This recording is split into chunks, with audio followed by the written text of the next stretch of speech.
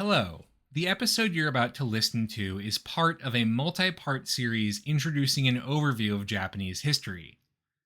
This is a repeat of one of the original projects the History of Japan podcast was built on, and is intended to serve as an update and supplement to these original works. After 10 years, my hope is to return to this approach and to do it a little bit better given the skills that I have improved in the intervening years. If you haven't been doing so already, you should listen to these episodes sequentially, starting with episode 501. Without any further ado, enjoy the episode.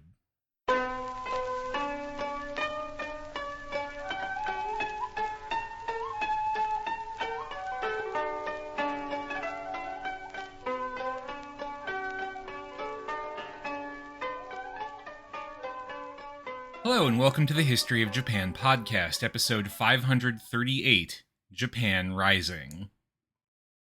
When I teach my course on modern Japanese history, there's a newsreel clip I like to show my students about the Anpo protests, the movement against the US-Japan Security Treaty we covered last week. That clip is from the since-shuttered British Path, which conveniently means all their footage is in public domain, and depicts the violence of the protests in almost comical terms. The commenter refers to the whole thing as, quote, not exactly an advertisement for democracy, but amusing enough for the onlooker, and even sneaks in a Pearl Harbor reference in relation to the idea that Japan could be dragged into a war its people did not want. I bring all this up because A, it's useful for making sense of just how not seriously Japan was taken on the international stage in 1960, and B, I've always wondered what that commenter's reaction was 5 years later when Japan's GDP surpassed that of the United Kingdom itself. You see, almost as impressive as the level of protest and social foment that existed in Japan's immediate post-war was the rapidity with which those things disappeared, at least rapid in the historical sense. What I mean to say is that within a decade of 1960's massive protest, the radical left had noticeably lost steam, and by the mid-1970s it was functionally a thing of the past. Meanwhile, the material deprivations of post-war life vanished in similarly short order. By the late 1960s, Japan was well on the way to becoming a major economic power, and of course by the tail end of the Cold War, Japan had a stronger economy than the Soviet Union itself, and was second only to the United States, with more than a few predictions that overtaking the US was only a matter of time. How did that all happen? How did so much change so quickly? How did the stars align to make Japan a global economic power? That's what today is all about, and we're going to start with the most dramatic end of the tale, the implosion of the Japanese left after the year 1960. Because, while it is true that from a certain point of view, the 1960 protest against the security treaty had been successful, they'd been huge, after all, and brought down Prime Minister Kishi, from another point of view, they were massive failures. Taking down Kishi had never been the target, stopping the security treaty was, and what really brought Kishi down was frankly Kishi himself, with his overbearing egotism turning most of the country against him. Actually blocking the US-Japan Security Treaty, well, that didn't work out, and so in the aftermath of the passage of the revised treaty, the members of Japan's Socialist Party began playing that old classic, the blame game. If you'll recall, the Socialist Party was already split into three basic factions, the right, center, and left socialists, with the three groupings dividing along the lines of their relative commitments to orthodox Marxism-Leninism. They'd all been willing to put their differences aside to challenge the LDP, but during 1960 those divisions came into very sharp focus once again. In the midst of the protests themselves, the party split, with the right socialists departing to form their own group, the Democratic Socialist Party of Japan. Why would they split off in the middle of such an important moment? Well, two reasons. First, the right socialist leader and future DSP president Nishio Suehiro had a lot of personal issues with the rest of the socialist leadership. Despite being a Socialist Party member, Nishio refused to call himself a Marxist and instead insisted that he came to socialism from humanist philosophy rather than a philosophy of class war. Second, the right socialists got their support from a different base than the rest of the party. The JSP in general was heavily supported by labor unions, but the right socialists were specifically supported by Zenro, the Zen Nippon Rodo Kumiai Kaigi, or All Japan Trade Union Congress. By contrast, the other Socialist Party branches were largely backed by Sohyo, the Nihon Rodo Kumiai Sohyo Gikai, or General Council of Trade Unions of Japan, which was way more militant as a labor union in its politics. Those two unions had once upon a time been willing to work together, but in 1959 they split as the anti-treaty protests were starting, because Sohyo wanted to cooperate with the Japanese Communist Party on the protests, but Zenro did not. Zenro held the JCP's abortive attempt at revolution back in the early 1950s against the party. Its membership had not been pleased with that attempt to overthrow the government. And so in 1960, the Socialist Party lost just under 40 seats as the DSP broke away. And that was not the end of it. Even after the DSP broke off, the infighting continued between the center and left. The issue this time was the question of structural reform, something of a left buzzword in the 60s that basically related to the question of participation in democratic politics. You see, if you are an orthodox Marxist, politicking in a democratic sense is a waste of time. Change, in your view, only comes with class war and revolution and all that good stuff. But the thing was, if you were a communist in one of the US-aligned powers, like, say, Italy, which is where structural reform as a slogan was born, class war was not looking all that likely anytime soon, particularly with all those NATO bases handily nearby. So what do you do in the meantime? Well, these parties would contest elections, but generally not with the long-term goal of electorally transforming their societies through laws passed using the democratic process. That sort of approach was more associated not with conventional socialists, but democratic socialists, guys like Nishio Suehiro and his new DSP. Instead, the goal of elections was mostly just to bring publicity to the leftist cause. But again, in the 60s, you really have to face the fact that this is not succeeding in creating a revolution, and thus you have the growing cries for an approach of structural reform. The key idea of structural reform is summed up well in a manifesto produced by the center socialist Eda Saburo in 1961, quote, "Using democratic means, the working class will intervene in the structure of monopoly capitalism, limiting the scope of its activity, and altering policies favoring the interests of the monopoly capitalists to better suit the interests of the masses. Thus, through a process of evolutionary reform, we will gradually dig up the roots of exploitation and thereby create the conditions necessary for a socialist revolution. This is what we mean by structural reform."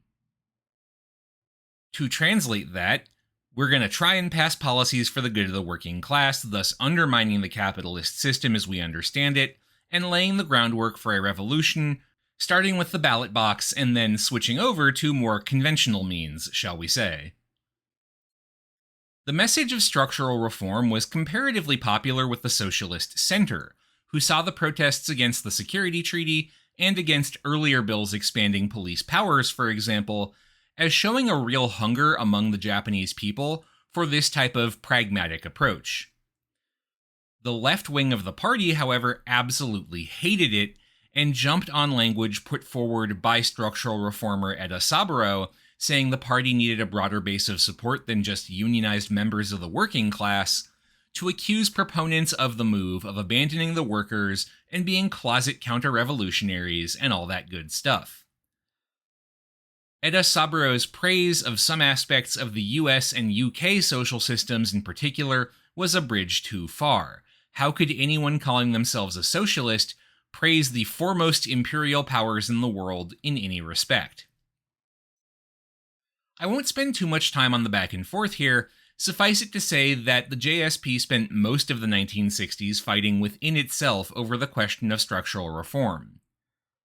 Eda Saburo was briefly party leader in 1961 and implemented that program, but then was forced out of leadership in 1962 by more dogmatic left socialists, but his supporters continued to push his policies throughout the next few years. This divide, and especially the attacks on Eda Saburo's genuinely popular proposals, which included things like the expansion of social welfare programs, policies to encourage wage growth, tax reforms for redistribution, small business cooperatives, that sort of thing, undermined a lot of the support and goodwill the party had built in 1960. As one of Eda's allies, Kijima Masamichi, later put it, quote, "The Eda vision was accepted by the people, but it was not accepted by the party. Or rather, because it was accepted by the people, it was not accepted by the party." If you're wondering how all this played out in practice, the Japan Socialist Party entered the 1960 with 166 out of 467 seats in the House of Representatives and 85 out of 250 seats in the House of Councilors. Over the course of 4 general elections and 3 councilors' elections, those numbers dropped to 90 out of 486 and 65 out of 250. So not exactly a full-throated embrace of the socialist message on the part of the electorate. And it really didn't have to go that way. Japan's demographics were actually trending in a direction that favored the Socialist Party in the 1960s. As more and more people moved to Tokyo looking for better-paying jobs, the number of rural farmers, a core LDP constituency, was decreasing, and the number of urban workers, a core JSP voter base, was going up. The country was rapidly urbanizing. This is the point in Japanese history where the urban-rural population divide finally flipped, and that should have favored the Japan Socialist Party. As late as 1963, Ishida Hirohide, a prominent and well-respected member of the LDP, was writing articles comparing his own party to the Shinsengumi, making a doomed last stand to defend the outmoded shogunate against the rising tide of the socialists. But because of the Socialist Party's structural divides, it was never able to capitalize on its advantages. Now, I don't want to overstate things here. It's definitely the case that part of why things turned out as they did was infighting within the Socialist Party. And by the way, if you're wondering, more or less the same thing also happened to the Communist Party, with the most militant wings of the Communist Party actually running off to North Korea at one point. But we have limited space here, and I don't want to spend all of it tracking leftist infighting. Suffice it to say, the fact that the most radical communists either fled the country or, and this is true, got arrested while trying to make grenades from pachinko balls and fertilizer in order to kidnap the prime minister, helps explain why the Japanese Communist Party today isn't actually that radical. It still exists, but if you look at its campaign materials, there's not really any mention of Marxist ideology. They come off a lot more like a generic center-left Democratic Socialist Party than anything else. Anyway, it's all interesting, but it's not just the fate of Japan's left that explains why things turned out the way they did. It's also what happened in the LDP after the meteoric fall of Prime Minister Kishi Nobusuke, and in particular the choices made by the man who stepped into the prime minister's spot, Ikeda Hayato. Ikeda, you might remember, was a financial bureaucrat who went into politics in the post-war period. He actually waited until his mother died because she despised politicians and loathed the idea of her brilliant bureaucrat son stooping to the level of some sort of elected official.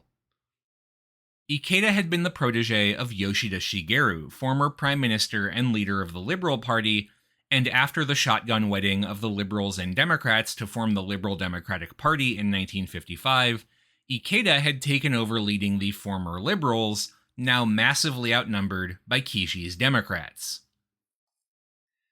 And remember, Prime Minister Kishi was infamous for frankly being kind of a jerk. He was known for what the press referred to as his koushisei, a high posture, arrogance and haughtiness towards others, which hadn't really worked out great for him.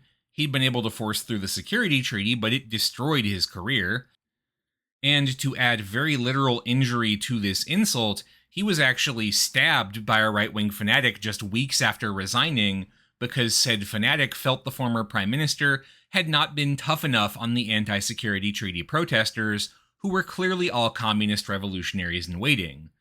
Which, what exactly was he supposed to do? Call the JSDF to bomb downtown Tokyo? I guess you can't really expect consistency from your right-wing lunatics. Who, by the way, were a particularly huge issue in the 1960s. In particular, associates of the Aikokto, the Patriotic Party headed by a man named Akao Bin, who regularly expressed a reverence for Adolf Hitler and a desire to bring back the old emperor-centric government, were responsible for high-profile attacks on political and social leaders, including the assassination on live television of the Socialist Party leader Asanuma Inajiro in the aftermath of the 1960 protests.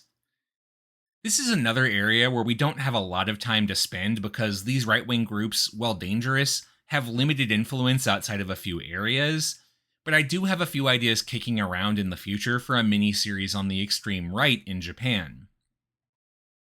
Anyway, Kishi was a famously arrogant guy.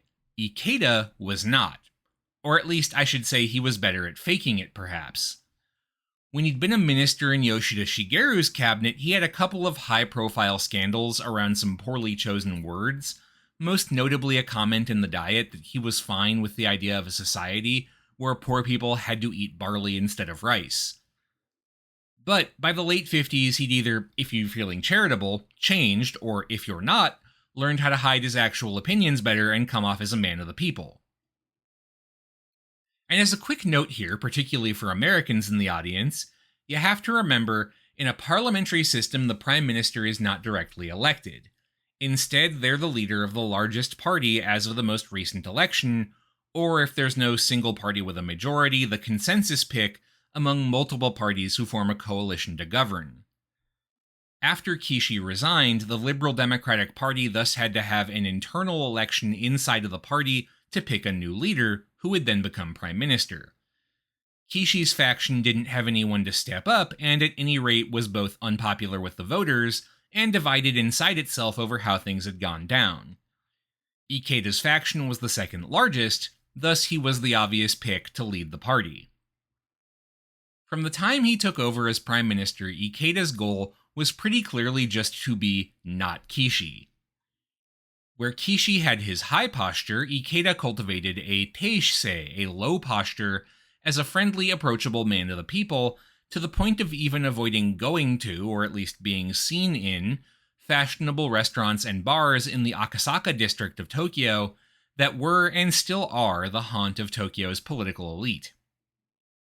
Where Kishi had kept press conferences to a minimum and generally came off as very reserved and disdainful of the press during them, Ikeda freely sat for interviews and maintained a friendly, chatty attitude with reporters, even inviting the press into his private residence and coming off as that most classically political descriptor, likable, the kind of prime minister you'd want to have a glass of Asahi Super Dry with. He was also very skilled at, again, depending on your point of view, either working with the socialist opposition or very skillfully undercutting them. From the jump, one of his political catchphrases was tolerance and patience toward the opposition. Kishi's haughty attitude towards his opponents, Ikeda said, had been detrimental to the flourishing of a young democracy, and it was essential to prove the LDP could govern while maintaining a healthy respect for minority parties, who, after all, represented voters on whose behalf Ikeda was supposed to be governing too. And he didn't just rely on rhetoric here. Up until 1950, it had been common practice to allow opposition parties to chair Diet committees, the various subgroups that decide and debate legislation before it goes up to the whole chamber. Kishi had suspended that practice and handed the chair positions controlling committees only to members of the LDP. Ikeda reinstated the bipartisan approach. Ikeda was also willing to throw his weight behind killing off any bills the socialists really opposed, such as a law proposed in the summer of 1961 which would criminalize political violence, and which was pretty clearly worded towards outlawing the kinds of protests that had taken place against the security treaty. When the Socialist Party objected and threatened a new round of protests, Ikeda quietly arranged for the bill to be shelved. He also showed genuine friendliness towards socialist members of parliament, particularly at the funeral services for the assassinated socialist diet man Asanuma Inajiro. Ikeda, as prime minister, was slated to give a speech that was expected to be mostly full of niceties but rather empty in content, we don't stand for this sort of thing, etc. Instead, the prime minister gave a very heartfelt address, calling Asanuma a brilliant speaker who, quote, made service to the people the core of your political principles. Supposedly most of the audience was in tears by the end. Ikeda even threw his full political weight behind killing one of the longest-term objectives that Prime Minister Kishi had openly pursued, amending the constitution. One of Kishi's prize goals had been an amendment to eliminate Article 9 and allow Japan to have a normal military and war-making powers once again. Ikeda made it very clear he would not pursue this objective, which the socialists fiercely opposed, going so far as to repeatedly fight members of his own party to strike any reference to the idea from the LDP party platform. Now, to be clear, it's quite possible Ikeda did a lot of this purely out of a personal belief that functional democracy requires bipartisanship. Frankly, I think he'd be right. But there was also a strategic aspect to it. Ikeda was well aware of the fact that Kishi's arrogant behavior towards the opposition had fueled the protests, and that concerns about changing the constitution animated a lot of the Socialist Party's voting base, many of whom were not convicted socialists, but shared a concern that changing the constitution and remilitarizing Japan could invite a return to a more military-dominated government. A less combative approach meant the JSP got fewer opportunities for big protests, which could have boosted its public visibility. It also meant the JSP's single biggest appeal to voters, vote for us to protect the Constitution as it currently exists, now no longer worked. Now the Socialist Party had to rely purely on policy proposals to win votes, and we've seen how that played out. Ikeda also handled the internal politics of the LDP in a much more intelligent manner than Kishi had.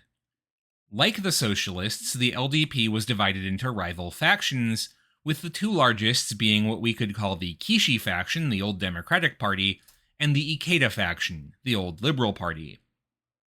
There were also a host of smaller factions composed of either members who'd been a part of other smaller parties that later joined the LDP, or ones who'd broken away from the main factions. And as an aside, all these different factions also have specific names. Ikeda's was called the Kochikai, or Broad Pond Society, and it actually was the faction of the current Prime Minister of Japan until this very year when he dissolved it because of a fundraising scandal. But nobody uses the fancy-sounding names. It's never the Kochikai, it's always the Kishida faction or the Ikeda faction or what have you. I'm not going to use them either. Anyway, when he'd been Prime Minister and LDP party president, Kishi Nobusuke had, and I know this is going to shock you, behaved very haughtily towards factions that weren't his own, freezing their members out of leadership positions in the cabinet and the party itself to the greatest extent he could. He'd even broken a norm established at the start of the party's history, never to pursue more than 2 terms as party leader in the LDP's internal elections, which also meant giving up the prime minister's spot. He'd also failed to let people outside of his own faction know about his whole so-called kamikaze maneuver to ratify the treaty on May 19th, which we talked about last week. That move actually resulted in 29 members of the LDP refusing to show up for the treaty vote when the time came. Ikeda, however, tried to spread the word that he wanted to work with other factions, not crush them or compel obedience. In a series of reforms to the party's internal structure, he made the fundraising system of the LDP way more transparent, which had been one of the ways Kishi exercised power over the factions. When naming his cabinet, he included members of all factions, including 2 pretty surprising ones: Kono Ichiro, who'd been a rival of his for the leadership elections, and been so mad when he lost he threatened to quit the party, and Kishi's successor as head of the Kishi faction, Kawashima Shotaro. Both of these men could have sabotaged Ikeda's policies from within the government. Naming them to leadership was a real statement of confidence, and it worked. He won over both of them. Indeed, he really won over the whole party and, in the offing, changed Japanese history. In June and July of 1960, there had been real talks about some of the LDP's factions quitting the party, breaking up into rival movements the way the JSP had with the Social Democrats. But Ikeda was able to keep the party together. If he hadn't, there is no way the LDP would dominate Japan's politics like it does today. Perhaps the thing Ikeda is best known for, though, and the policy we're going to spend more or less the rest of this episode on, is the catchy political slogan he built his public image around: Shotoku Nibai, double your income. Ikeda, who was after all a finance bureaucrat by training, had been working on some version of what he rather uncreatively called an income doubling plan since the late 1950s. His plan had been a part of the LDP's messaging for years, but when Kishi was in charge, it hadn't been a priority. But now Ikeda was the prime minister, and he decided what was a priority and what was not. In the months after Ikeda became prime minister, as he was looking for a way to shift the public discourse away from the treaty protests, Ikeda publicized an incredibly ambitious plan to remake Japan's economy, which he cooked up with his closest advisors. The plan was incredibly ambitious, projecting a growth rate for Japan's economy of 9% for the next 3 years and an average of 7.8% for the next decade. For comparison, as I'm recording this in 2024, America's economy grew about 2.3% last year, and that was generally considered to be pretty impressive economic news. Now, just to kind of spoil things from the jump, the estimates released by Ikeda's cabinet met by the press with headlines like misgivings about the high-speed growth policy, that's from the Yomiuri Shimbun, and labels like adventurism that could quickly run off the tracks from the Asahi Shimbun, were actually way too low. The average year-over-year growth was not 7.8%, it was closer to 11%. The gross national product of Japan didn't double by 1970, which had been Ikeda's promise, it doubled by the end of 1966. Much ink has been spilled over whether Ikeda Hayato was in fact one of the greatest financial geniuses in human history, or if he was just smart in recognizing that Japan actually had a lot of advantages to enable high-speed growth, and just predicted something he knew would happen, which, to be fair, is the best way to make predictions. It is true that Japan was actually pretty well set up in terms of economics by 1960, even if not everyone recognized it. In a certain sense, growth was bound to happen. For one thing, economic growth, particularly measured in year-over-year percentages, is honestly kind of straightforward when your economy is in the tank. Catching up in economic terms is actually not that hard as long as you can trade with countries that are wealthier than you. For another, economic growth is a lot easier when you have the world's foremost economic power in your corner. The United States offered a lot of help to Japan in the post-war period, in the form of trade agreements, technology transfers, and looking the other way as Japan protected its own markets from American competition. More on that later. For example, Japan's capacity to manufacture transistors, the backbone of the post-war electronics industry, was developed using technology transfers from the United States that were then refined by Japanese technicians. On the American side, the assumption was that Japan would always be a second-tier economy, and at any rate keeping the country from going communist was a security issue, so hey, what's the issue with propping up their economy by sending them some schematics and the like? Put a pin in that, we'll get back to it next week. Finally, Japan's economic bureaucracy was still largely intact from the pre-war era. It had not been targeted for purges during the occupation, and was thus home to a great many skilled economic planners who could turn their energies to building up the nation's economy just as well as they had running a wartime system. Again, these bureaucrats are supposed to be the elite, the best of the best, and in particular, the Finance Ministry and the Ministry of International Trade and Industry would become key brain trusts for long-term economic planning. For example, it was the bureaucracy of MITI in the 1960s which came up with the idea that, hey, you know what seems like a newfangled technology Japan could maybe get in on the ground floor for? Television. That one worked out pretty well. These bureaucrats also had a few advantages that no American economic planner has ever had. For one, many of the old pre-war megacorporations, known as zaibatsu, still existed in some form after the war. Initially, SCAP planners had wanted to break them up in the name of anti-monopoly regulation, like the United States, but those notions were shelved during the time of the reverse course. Some laws were put into place limiting the centralization of major businesses, but not banning them outright. We're not going to get too much into this. What were the zaibatsu? How is their modern incarnation, which is called a keiretsu, different? But I just want to highlight here that if you're used to the United States, this sort of business structure would not be allowed. But in Japan, it's legal. Keiretsu like Matsushita, Panasonic, Sumitomo, or Mitsui or Mitsubishi are allowed to operate and dominate huge sectors of the economy. The government also had way more ways to control these businesses than any American regulator would. For example, the transfer of capital, investment out of Japan, had to be approved by meaty bureaucrats, meaning that if, say, Mitsubishi wanted to buy some technology from an American firm, well, that's transferring money out of the country. That would need government approval. And that's one hell of a lever to use to compel these companies to go along with state policy, and bureaucrats used it very freely. Finally, bureaucrats often served as intermediaries between Japanese firms in ways that would be super illegal in the United States. Television is probably the best documented example of this, and an instance where government policy worked pretty well, so let's use it to illustrate what I mean and how these pieces come together in practice. Okay, so you're a bureaucrat in the Ministry of International Trade and Industry, it's 1960, and you've come to the astonishing revelation that this whole television thing doesn't appear to be a fad. Shocking, I know, but how can you cash in on it? Well, for a start, you can use your leverage over companies that might have an interest in TV as a field to call them together. Let's say, for example's sake, Panasonic, Mitsubishi. And then you can offer these companies two things.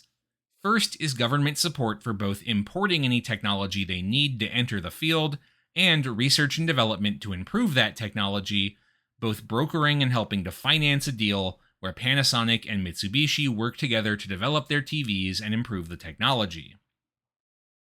Second is approval to do something very illegal in other countries, setting up domestic cartels. Essentially, that's dividing Japan up into different markets where each company has a monopoly. If you live in Osaka, you're only buying Mitsubishi TVs. If it's Nagoya, it'll have to be Panasonic. The lack of competition means companies can keep prices high and make a killing domestically on sales, which leads to the final step. MITI can then help set up export deals with, say, the United States, where your high prices on domestic TVs mean you can sell at a loss and undercut American companies, grabbing a bunch of market share and raking in the profits.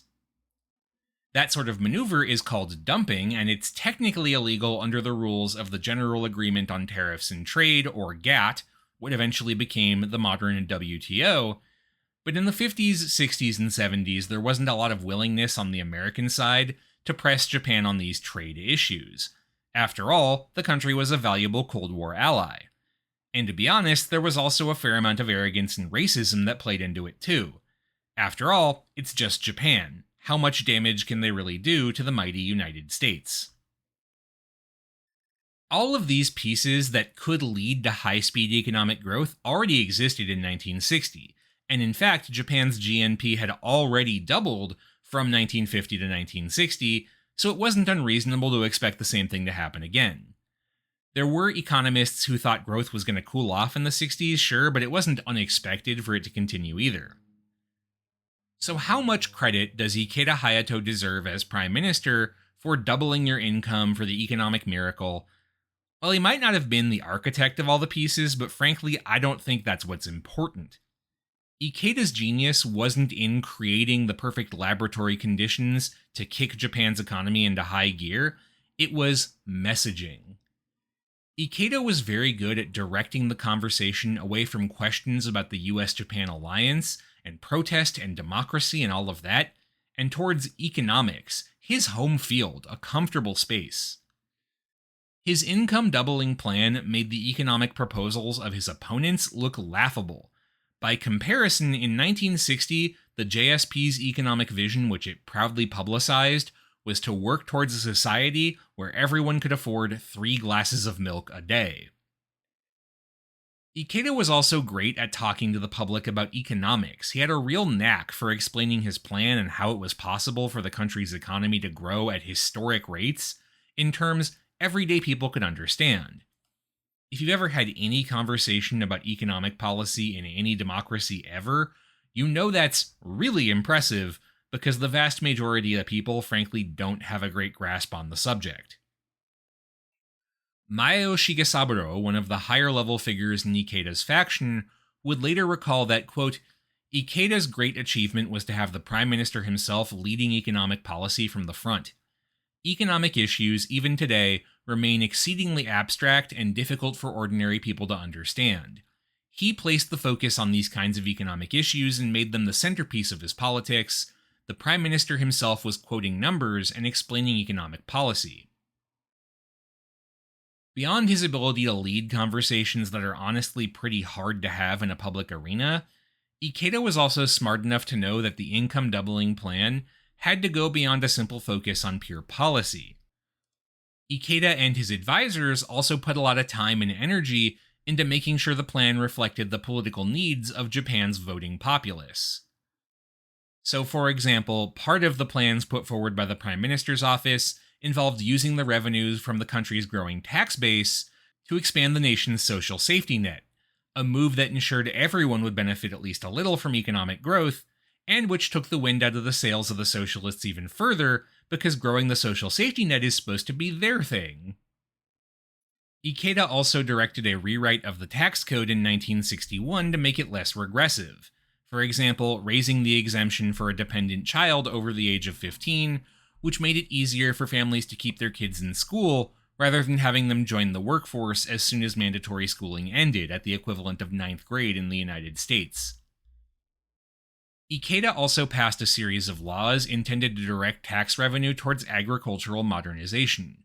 In essence, subsidies for farms to improve their equipment, which was a clever political gamble intended to direct funds towards a conservative voter base that was core to the LDP.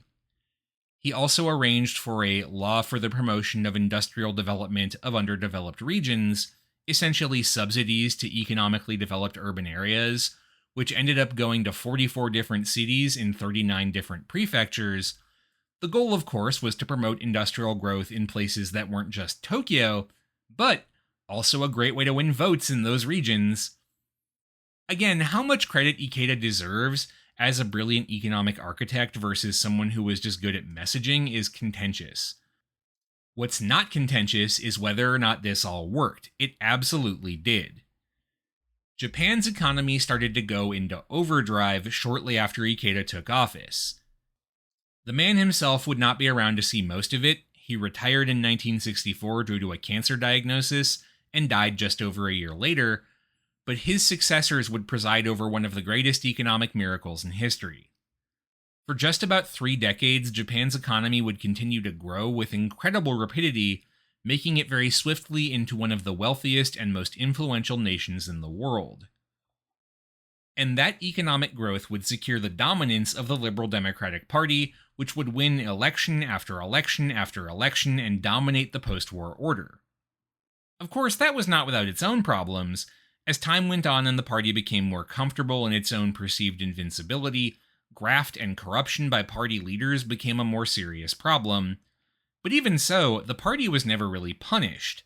First, because the faction system meant you could just repudiate a corrupt politician without leaving the LDP, just vote for someone in a different faction.